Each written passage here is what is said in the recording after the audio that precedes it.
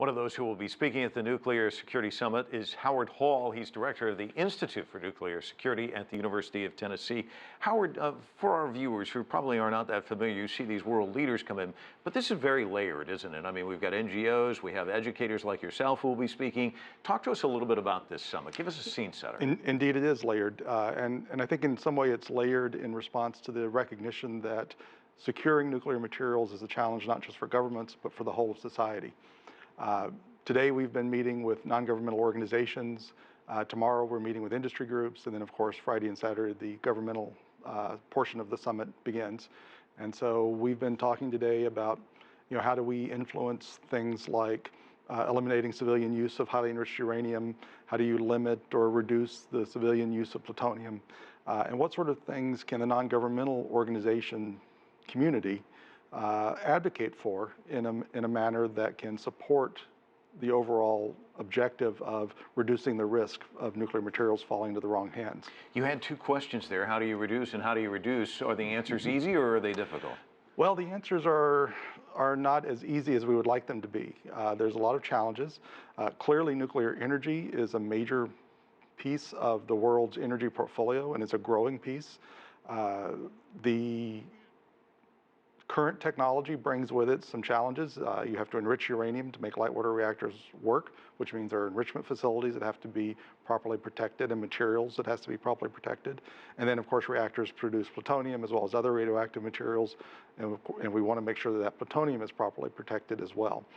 You're teaching this sort of thing. How have things changed since the first summit in 2010 to today? Because ISIS didn't exist then. I was just talking to Lee Chung about the fact that you have ISIS in Belgium trying to infiltrate a plant. I mean, there are all these plans being hatched.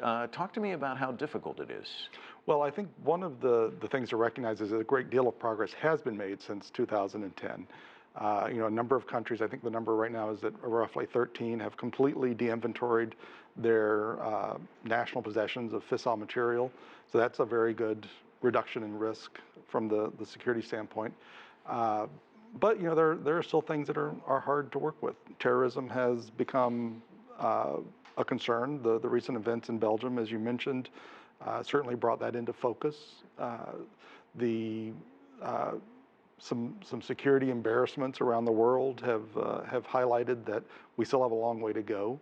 We still struggle with complacency. We still struggle with technology that isn't very well adapted for what we're trying to use it for. So it creates some interesting challenges. And I was talking to one expert yesterday, and they said it's basically an alphabet soup when you look at all these different countries, how they handle, how they transport, how much security.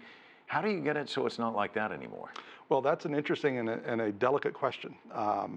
As an academic, I'd like to be able to tell you the answer is that we get everyone together and we establish standards and we establish transparent means to evaluate performance against those standards.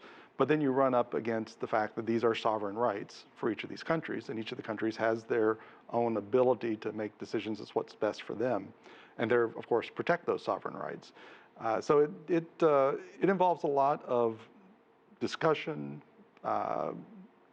involvement of civil society, involvement of international organizations like the IAEA, to try to move the global community further down that path.